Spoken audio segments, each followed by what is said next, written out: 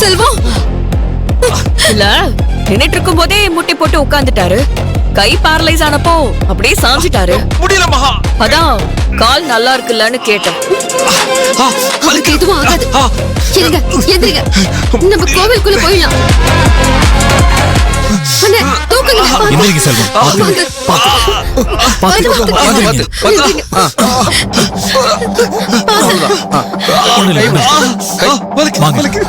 என்ன பேசுறீங்க நீங்க?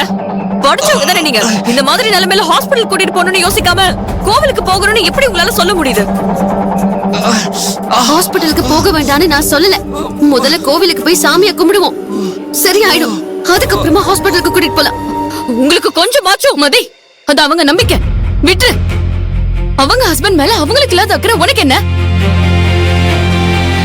இவ்வளவு தூரம் கோயில் வாசல் வரைக்கும் வந்துட்டு உள்ள போக முடியலன்னா அதுவே மனசுக்கு சங்கடமாயிடும். மகா சொல்றது சரிதான்.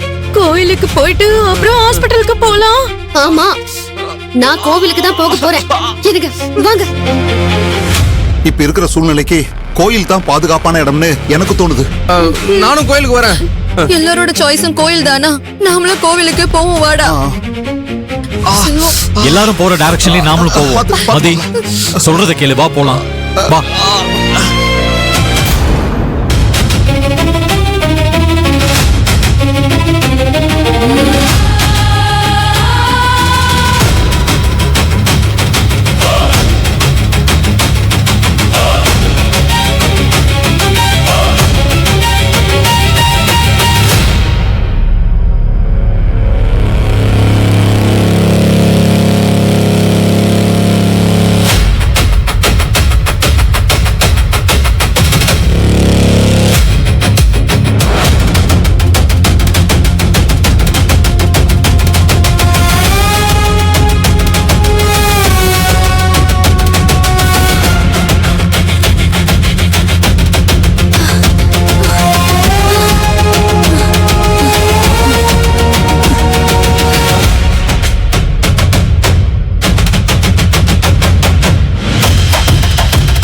காட்டுமல்லி, காட்டுமல்லி, காட்டுமல்லி, சீக்கிரம் வாங்க.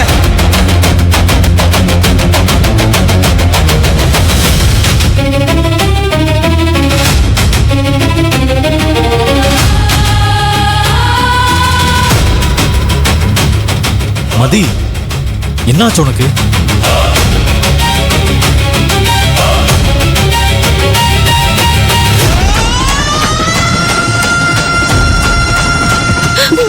சரியாச்சா?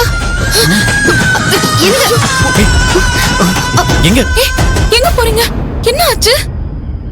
எங்க போறாங்க? என்ன நடக்குதுங்க? அவங்க திடீர்னு இப்படி ஓடுறாங்க. ஐயோ, இது ஏதோ ரொம்ப தப்பா இருக்கு. இப்ப நமக்கு நின்னு யோசிக்கிறதுக்கு கூட டைம் இல்ல. அவங்கள தடுக்கணும். வாங்க வா. வாங்க.